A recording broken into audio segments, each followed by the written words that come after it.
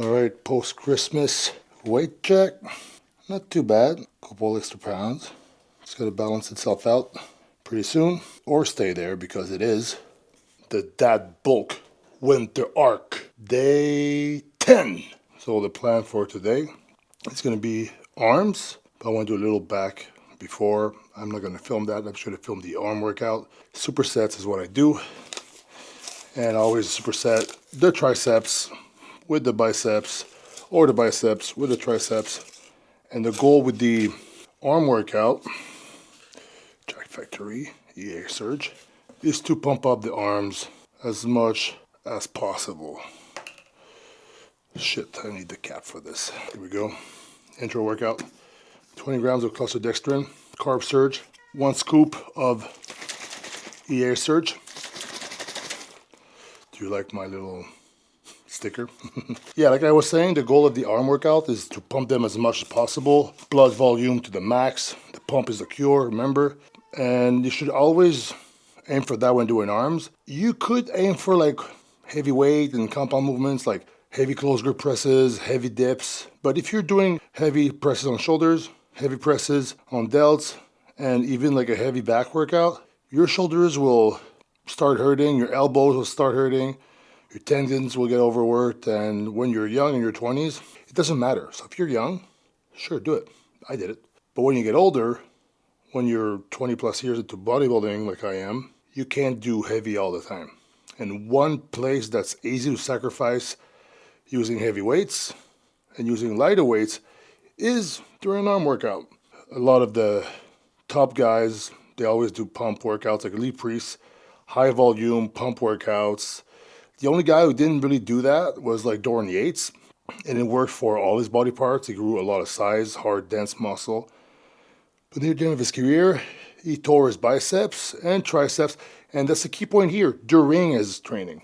I tore mine not working out. I was doing other stupid shit. You gotta be careful. And I think Jay tore his bicep doing a photo shoot or something. We have to be careful. Once you're like years down the line, you gotta pick and choose where you push for the weight and when you push for the pump.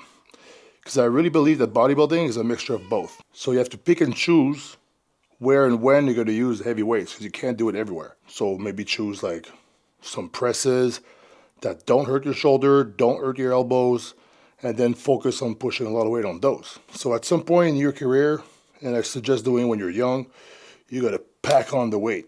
And as you get older, you got to try to keep doing that to keep your thick physique or build some thickness, but only in areas that are not going to make you get hurt. So let's say if squats really hurt you, maybe don't go heavy on the squats. But let's say if your pendulum squats is really good for you, push on that. Or leg press, push on that. So you gotta pick and choose the exercises that don't hurt, and those that don't hurt, push hard on those, add some weight. And if there's things that hurt you, let's say if the front raise hurts you, don't front raise 60 pounds. Like just do like 20 pounds or something, right? Oh, your rear delts and your presses, that's totally fine.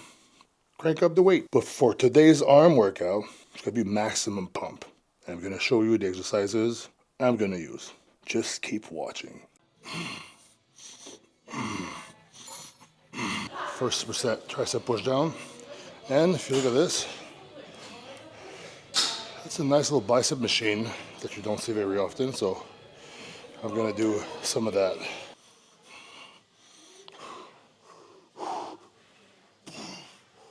And it's weird because I'm feeling something in my left bicep a bit. Because the way I carry the baby, I've been having bicep puffs at home, so I guess my biceps are a little bit tired from holding the baby all day. So I'm going to be curling 200 pounds today. That's for sure. This one gets heavy quick.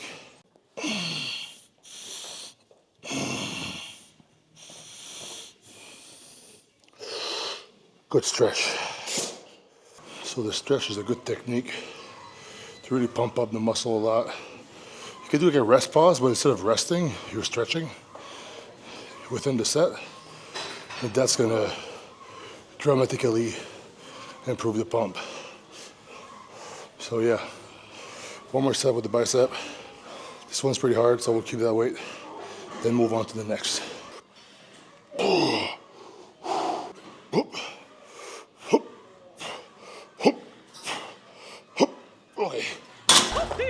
Second superset. Hammer preacher with the special press down thing. John Mado showed me that one. The goal is reach failure on preacher pretty quick, but the press down, just do a bunch of rep till you get a good burn, big squeeze. And a trick I'll give you for the tricep is that, let's say if you're doing dip for chest, you'll want to activate your chest, use your shoulders and then the tricep. But when you're doing this one here, the first thing you want to do is use the tricep. So you don't want to use the chest or the shoulders. I mean, you're going to use it anyway, but instead of going like chest, tricep, you go like arm first, just tricep. So that's what we're going to do. The machine I'm using to do that, pretty cool because you can put your hands just like that on each side. Sometimes you get a bar people stand on, but I like the pad more. So check it out. This is an old like Stairmaster Gravitron 2000. Funny name.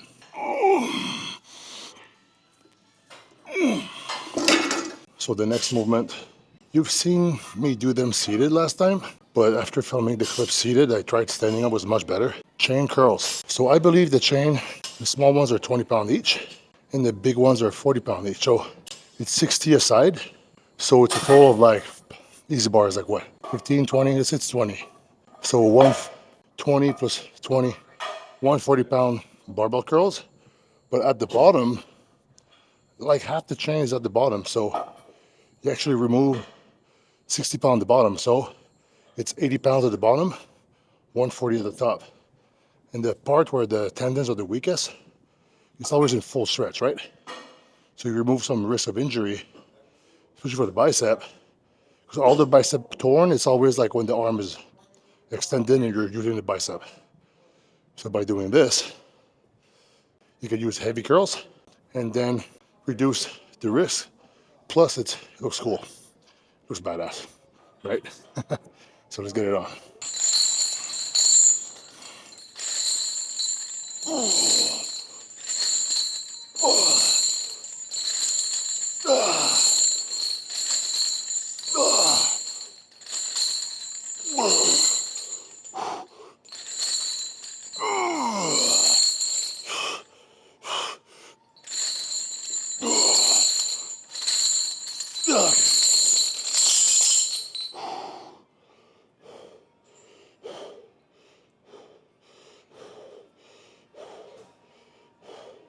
So the next exercise is actually some dips, but first, let's check out the pump.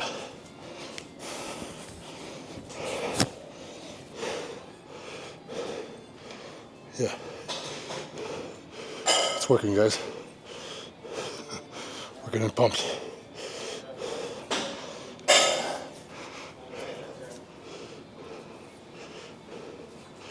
All right, let's go. Same thing here with the dips. Try to not use the chest, but just extend the arm. You'll get a really good contraction at the bottom. When you're doing machine dips, the goal is not really to use a lot of weight, right? So just get a maximum pump. Okay, last superset. Another John Mado special. Skull crushers on the ground, dead stop every rep, which means that it's like a real deadlift or a rack pull where you pause at the bottom on the rack and then you remove all momentum from the movement and you go. So we'll drop it down, stop, touch the floor, release all the tension, or almost, and then boom, flex the triceps. We'll do that with one arm, a little bit bent over, hammer curls, remove the shoulder from the movement, isolate the bicep really good. So that'll be it for today for arms, because they're getting pretty pumped right now.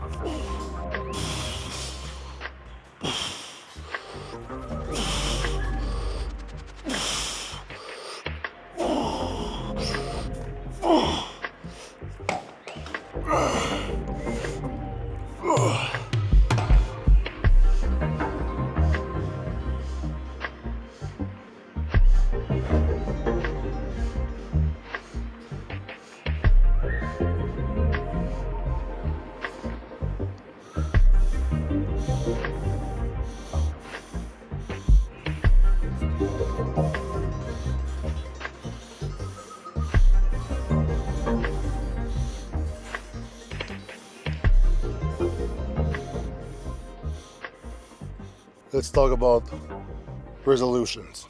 Is it good? Is it bad? Is it stupid to do so? Is it not? I think it's not stupid. It's good to have some goals. And with resolutions, sometimes it's more like introspective goals that are good to do. Like, for example, a good one could be I need to make my inner dialogue more kind, you know? A lot of time, we bodybuilders, and a lot of women too, you know, but sometimes with the women are really hard. I'm fat, I'm fat. They always say that, right? And we kind of like are tired of hearing it. I know a lot of bodybuilders, they keep saying they're small, they're always small, they're this, they're that. It gets annoying for your soul and for everyone else. So that's a good resolution you could do. I'm better with that, honestly. Whoa, this bus is annoying me. Yes, so anyway, let's go back to the self-talk. When you look at yourself in the mirror, what's going on in your head? Is it like, oh, I need to work on this because of these goals, and there's no negative emotions attached to it? Or you kind of look at yourself, you don't like what you see, and then there's a negative emotion attached to it, and you're kind of like talking yourself down in your head, you're like bullying yourself. Like you would not, most of us would never let somebody tell us like, hey, you're this and that in person. Of like, hey, that's not nice. Mind your own business. Or get the fuck out of my face with this shit, right? And you will certainly not let anybody talk shit about somebody you love. So why are you letting yourself talk to yourself in a bad way? Reflect on that, and maybe you can make a decision with that for your resolution. But I think for me, my resolution, honestly, I've been stressing a lot because I have a family now with a son and a wife, and I've been playing scenarios in my head where I stress myself out because I wanted to be safe all the time. So I'm checking all the scenarios that could be bad and try to prevent them and what I would do, and it's making me feel fucking weird. Like, I don't like it. It makes me feel bad, anxious, scared. When I knew I was going to have a son, I was so happy, and then right away I got scared because I was vulnerable, you know, because now I would do everything for this little human being. So there was a sense of fear and pride and happiness and love all at the same time. So I need to deal with the fear better. Like, I'm doing the best I can, let go of the rest, and obviously you prepare for the worst, hope for the best, and when everything is good, I have to be grateful and happy that it's good, instead of like stressing out about things that could happen that probably won't happen, but could happen. You cross your T's, you dot your I's with that stuff, and then after that, once everything is good, and your family is good today, your loved ones are good, maybe I should stop stressing about it. But that's like one of my resolutions. That could be a resolution, right? Stop stressing out. And there's a lot of things I could probably do better, health-wise, check my blood pressure more often, this and that. But in February, I'm actually going to see a kidney specialist. You know, Frank McGrath is dialysis, my friend. I'm going to see his guy just to see if my kidneys are good. You know, because high blood pressure sometimes doesn't just affect the heart, it affects the kidneys. So, we're good. So I want to check my kidneys, see if everything's good. So, health, always a good resolution. Something mental, like some type of fear or anxiety you have, maybe that's another good resolution you can have. So I think they're good resolution. It makes you think. Anything that makes you stop and think on things you can improve or how you react to the world. You know, anytime you can pause and analyze yourself from another perspective, it's a good thing. So I like resolution. So if you're if you're listening to this right now, maybe you can tell me a resolution you're going to have for yourself. And maybe you can tell me 3 things you're grateful for. I'll do it right now. First thing I'm grateful for, my family, my new family. Second thing I'm grateful for, I'm 37 years old. I'm getting older, but yeah, I'm still young. So I'm happy to be alive at 37 years old. I feel like my life begins, a new beginning. So I'm really grateful for that, to be alive. I'm grateful for the support I'm getting from my extended family, not just the one in my house, but my mom, grandparents, family of my wife, all very supportive. So those are good things. So those are 3 things. I could keep going on about good stuff, right? It's easy. You know, if you're also like always in a little stank, you're stuck in a stank, stuck in a sticky stank, I don't know if it's a saying, but I just made it up. A good way to get out of it is gratitude. So you can stop yourself, and every day you could wake up. That was something I did in rehab. You wake up and then you write 3 things you're grateful for every day. Some things you might repeat yourself a lot, but that's fine. And if I was able to write 3 things I was grateful for when I had nothing, I lost everything in rehab, and I was able to write 3 things that I was grateful for every day. Well, you can too, right? There's always 3 things. Like even the worst person like in the world that's in the worst situation could come up with 3 things they're grateful for. It will be hard. Sometimes you just have to think logically. You'll name 3 things you're grateful for, but you won't feel the gratitude. That's normal. You don't need to feel the gratitude yet. You just need to understand. Battery died. I don't remember what I was saying, but here's a good example. See this guy there? I was in Tim Hortons at some point by myself, struggling. 4 a.m. Right now it's like 5 p.m., but I would be there when it was cold because I had nowhere to go. I was on my phone, on the Wi-Fi because, I didn't have data anymore. So you'd be really happy where you are right now. Because the thing is, I'm only 2 mistakes away. What is he doing? He's like burning himself or something. He's smoking. See that? Smoking crack. Smoking crack by himself. Lobby of Tim Horton. Very sad. But like I said, I'm only a few mistakes, 1 or 2 mistakes away from that.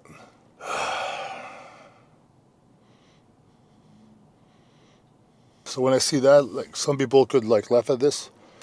It's not funny to me because I was pretty much there before in another world, out of my mind, and just lonely. That sucks. We have to be grateful where we are because a lot of people right now in this moment are struggling like this guy, struggling like I was. Just they need help. They're just stuck.